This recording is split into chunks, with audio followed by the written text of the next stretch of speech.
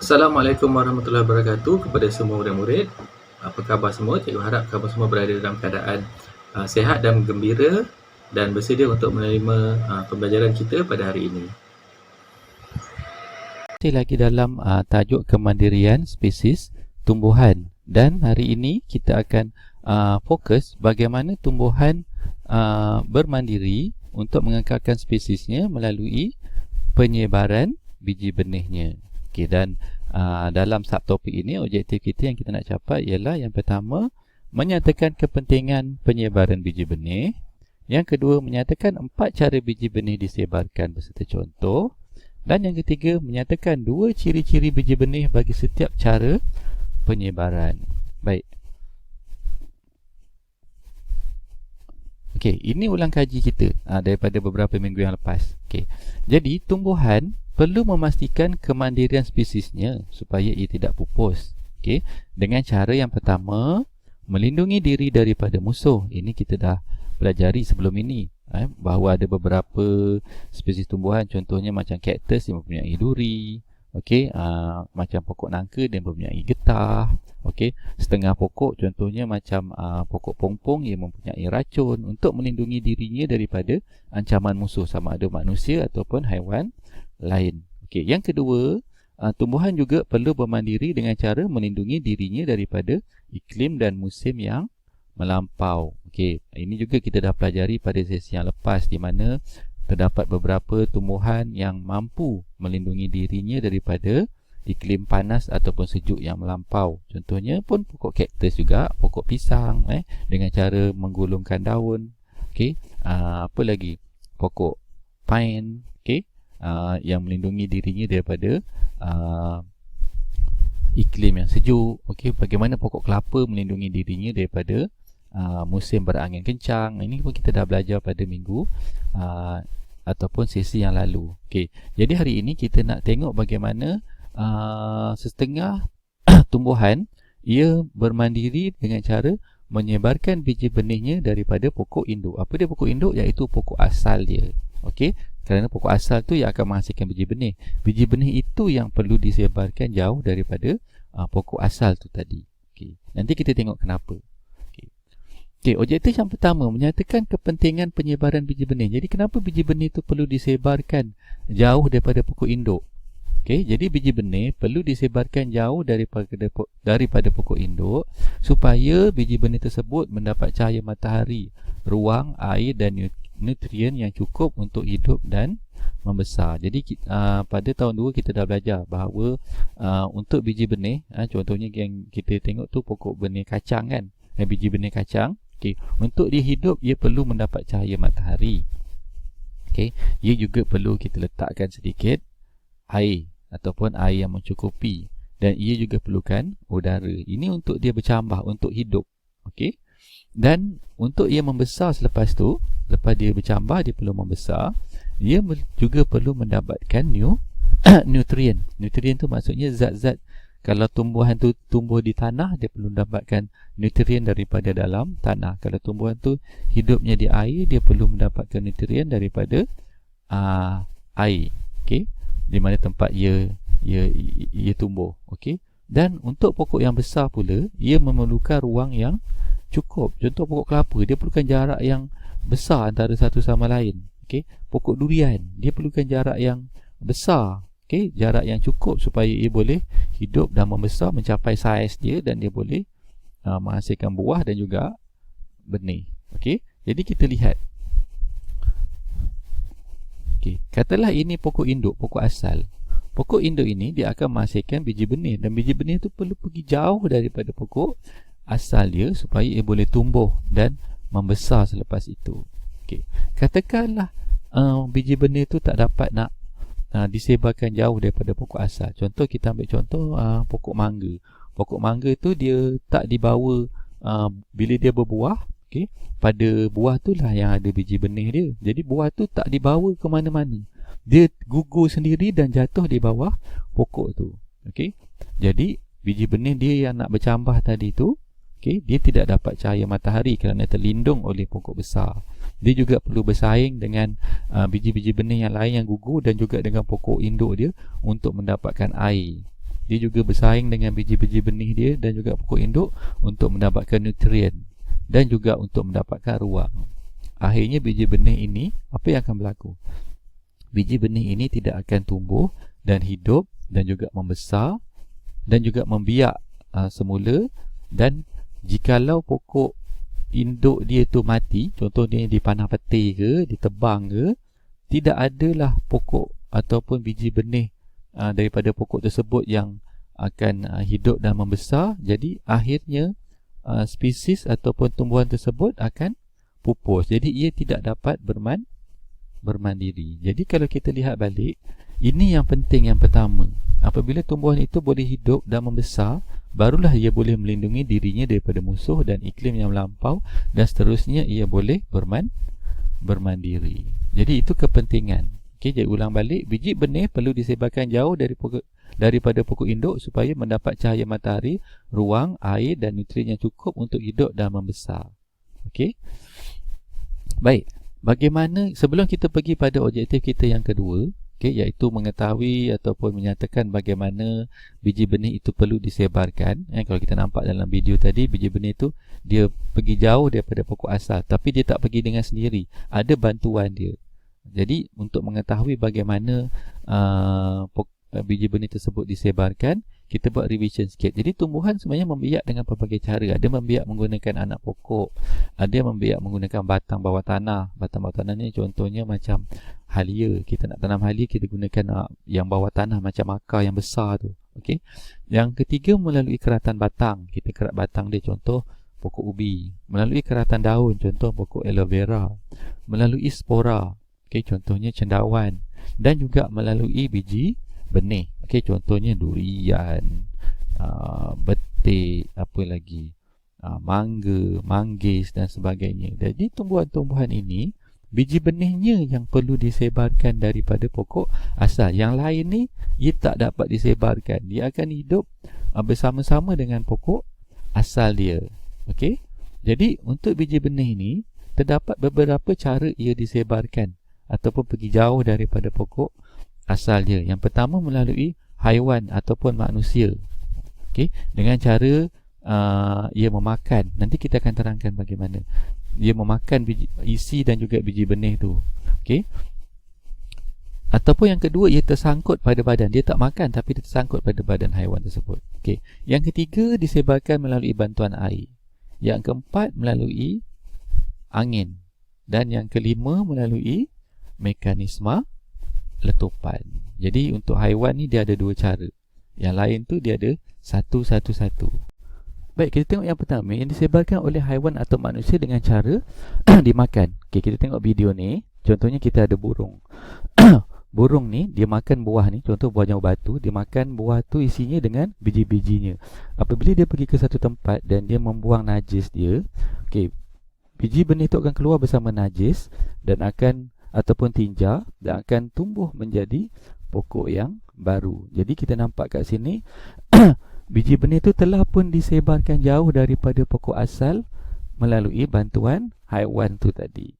Okey, sama jugalah contohnya macam kalau monyet pun, okey, dia makan buah mangga, dia ambil curi buah mangga kat rumah orang, okey, dia bawa lari, okey, dia makan. Kan biji dia tu besar, tak adalah dia telan sekali. Dia buang ke satu tempat yang lain. Jadi biji benih mangga tu dia akan tumbuh jadi pokok yang baru. Begitu juga macam kita lah, kita makan buah durian, kita kutip buah durian, kita tak adalah makan bawah pokok durian tu, kita bawa lah ke tempat lain.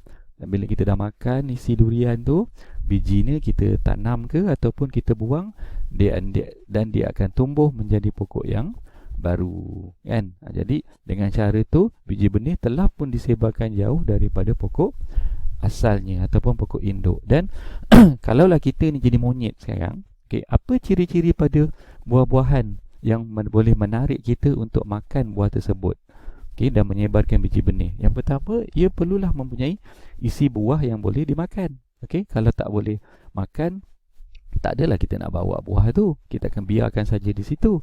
Okey, contohnya yang pertama, buah tembikai, buah mangga, buah rambutan, buah durian, buah cempedak dan juga tomato. Itu ciri yang pertama. Okey. Ciri yang kedua mempunyai warna yang menarik. Okey, contohnya mangga. Okey. Rambutan. Kalau macam tembikai, luar dia tak nampak sangat dia punya warna dia. Warna itu dekat dalam. Okey. Tapi macam mangga ataupun rambutan, bila dia masak dia akan bertukar warna. Jadi kalau kita monyet, kita akan tahulah bahawa tumbuhan ini ataupun buah ni dah masak. Okey. Macam durian, warna tak nampak. Okey. Begitu juga dengan cempedak. Tomato juga mempunyai warna yang menarik. Kalau tidak pun dia mempunyai bau yang harum. Contohnya macam mangga. Mangga memang ada mempunyai bau yang harum kan. Begitu juga dengan durian, yang kita tahu memang mempunyai bau yang kuat sekali. Kemudian cempedak pun sama, nangka pun sama. Okey. Jadi ciri-ciri inilah yang boleh menarik setengah haiwan ataupun juga manusia untuk memakan buah tu dan menyebarkan biji benihnya jauh daripada pokok asalnya. Dan banyak lagi dah buah-buah yang lain, okey, yang mempunyai ciri-ciri yang sedemikian. Okey. Yang kedua, dia tidak dimakan tetapi dia tersangkut pada badan. Okey, kita tengok kat sini. Okey. Contohnya yang ni. Ni biji benihnya tak boleh dimakan sebab dia ada cangkuk, ada duri, tak siapa boleh nak makan dia. Tapi bagaimana tumbuhan boleh menyebarkan dia jauh daripada pokok asal dia dengan cara bantuan haiwan. Kita tengok anjing ni. Anjing ni lalu pada tumbuhan tersebut dan dia punya biji benih tadi tu tersangkut pada badan haiwan tu. Nampak tak tu tersangkut pada badan dia. Kemudian apabila dia sampai ke satu tempat, okey, mungkin haiwan ni dengan tanpa sedar ataupun dengan cara dia sengaja, dia akan gugurkan biji benih yang melekat daripada badan dia, dan biji benih tu akan tumbuhlah jauh daripada pokok asal dia. Okey. Jadi apa ciri-ciri dia? Ciri-ciri dia yang pertama dah tentulah biji benih tu perlulah ringan supaya boleh tersangkut, bukan melekat dia tersangkut. Kalau melekat mungkin dia perlukan pelekat. Perlulah kecil. Kalau besar macam durian tu pun dia macam tersangkut macam mana. Dan untuk sangkut, dan nama pun sangkut, penyangkut baju, dia mesti ada apa?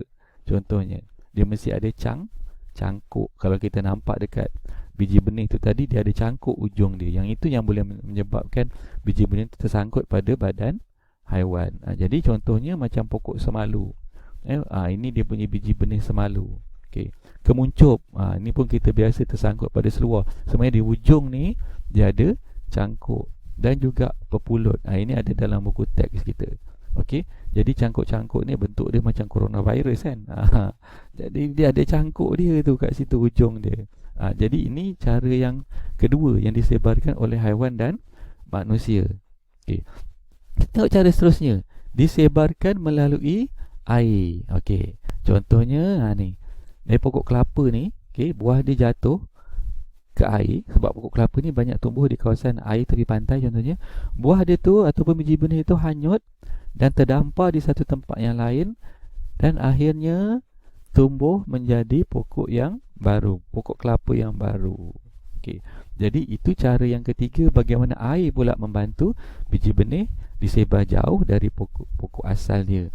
Jadi untuk membolehkan biji benih itu hanyut dan dibawa oleh air, dia mempunyai ciri-ciri tertentu. Yang pertama, mempunyai sabut yang berongga. Jadi sabut berongga ni bertindak sebagai pelampung dia.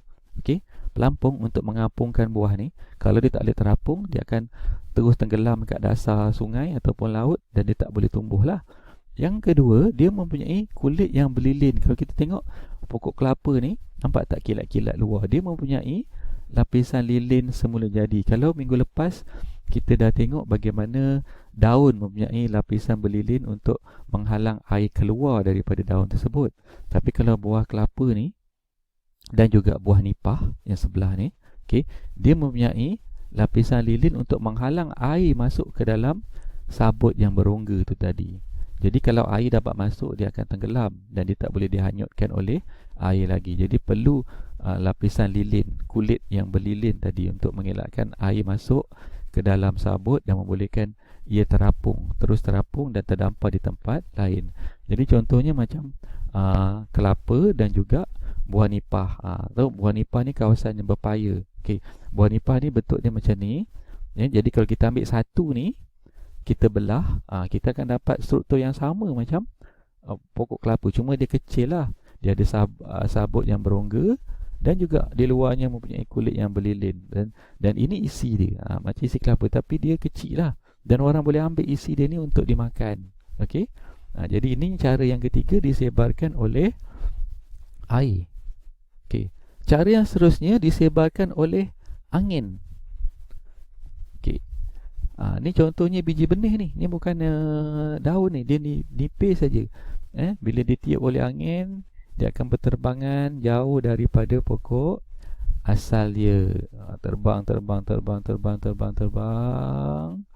sampailah pada satu tahap.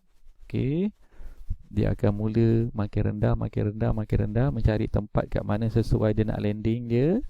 Okey, nampak tak? Ini biji benih ni. Okey, jadi jangan kita ingat biji benih tu macam sebiji macam tu, ada berbagai bentuk.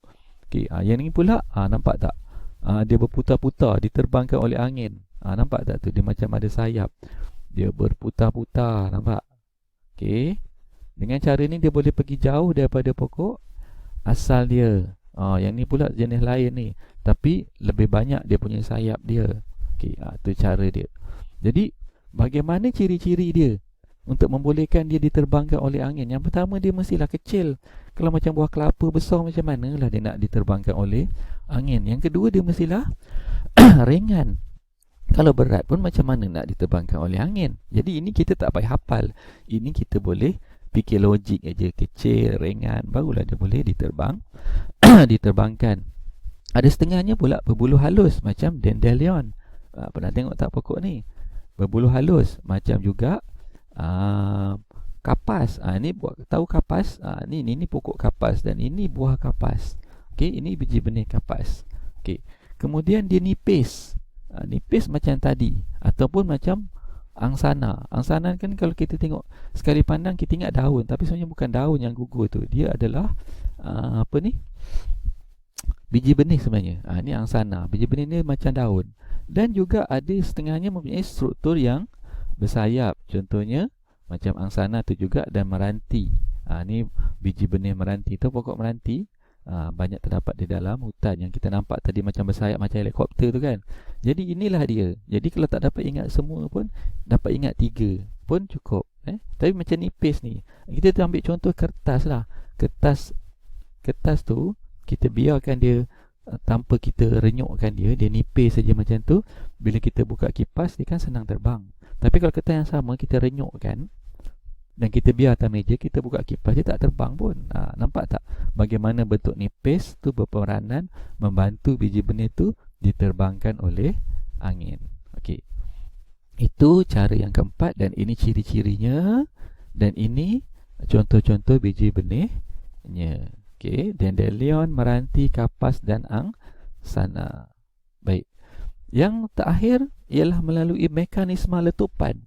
Jadi ini tak dibantu oleh ejen lain, tapi daripada tumbuhan tersebut. Bagaimana dia meletup dan biji benihnya tercampak jauh daripada pokok asal. Kita tengok yang ini. Okey, ini salah satu jenis tumbuhan. Okey, bila dia kering, itu biji benih dia. Bila dia kering macam tu, okey, tiba-tiba biji benih dia tu pop. Nampak tak? Dia meletup. Biji benih tu keluar sendiri daripada pokok asal dia tu. Nampak? Okey, kita tengok gambar perlahan. Nampak tak? Dia meletup. Okey, lagi meletup lagi. Nampak? Okey. Yang ini macam pokok kek embung. Nampak tak dia meletup? Pom, dia meletup, nampak? Lepas tu yang letupan tadi terkena pula pada buah yang lain, dia meletup pula. Nampak? Dengan cara ni dia menyebarkan biji benih tu jauh daripada pokok asal dia. Pernah tengok tak ni? Ni kat rumah kita mungkin ada ni. Okey, nampak dia meletup. Ni namanya mekanisme letupan kat situ. Okey. Jadi ciri-ciri dia apa? Lenggai mengering dan juga lenggai merekah. Lenggai ni pun cikgu baru jumpa perkataan ni. Apa maksud lenggai? Buah yang kulitnya keras dan memecah dua. Okey, jadi macam ni kan, bendi ni. Ini bendi. Bendi tu biasa kita makan, sebab kalau kita jadi monyet, kita pun tak minat makan bendi ni. Dah lah dia tak ada bau, kan? Dah lah dia tak ada warna yang menarik. walaupun dia ada biji benih. Lepas tu kalau kita belajar, dia punya badan dia tu berbulu. Jadi kalau monyet dia tak berapa nak suka makan. Tadi macam mana buah-buah yang macam ni dia nak disebarkan jauh daripada pokok asal dengan bantuan haiwan? Tak boleh. Nak terbang pun tak boleh. Nak dibawa air pun tak boleh. Jadi cara dia ialah dia meletup sendiri. Okey, contohnya bendi. Bila dia kering, dia masak, dia akan lengai, mengering. Dan kemudian boleh memecah dua. Dia terpecah buah tu nanti dan menyebabkan biji benih ni keluar daripada buah tersebut. Buah getah, kalau kita jalan di bawah pokok getah, kita akan dengar dia meletup-letup tu, pok pak macam tu. Ini yang kita nampak tadi lah, lebih kurang macam tadi lah pokok kembung tadi. Okey, dan ni kacang botol, ada beberapa jenis kacang lagi lah, pokok-pokok kacang. Dia macam petai dan sebagainya. Dia bila dia masak, kita tak makan, dia tak busuk, dia kering, dan akhirnya dia akan meletup. Okey, menyebarkan biji benih dia. Jadi itulah dia 5 cara bagaimana tumbuhan menyebarkan biji benihnya jauh daripada pokok asal dia, dan apakah ciri-ciri dia, dan apakah contoh dia. Okey, jadi cikgu harap kamu dah mencapai ketiga-tiga objektif yang telah pun cikgu tetapkan. Jadi dengan penerangan yang telah pun cikgu sampaikan itu tadi, maka diharapkan kamu dapat menguasai objektif pembelajaran kita pada hari ini dan dapat menjawab soalan-soalan dan juga menyempurnakan latihan-latihan ataupun tugasan yang telah pun cikgu berikan. Dan untuk itu cikgu ucapkan selamat belajar, jaga diri, jaga kesihatan, patuhi SOP pada setiap masa. Semoga kita akan berjumpa lagi pada sesi PDPR di masa yang akan datang. Assalamualaikum warahmatullahi wabarakatuh dan bye-bye.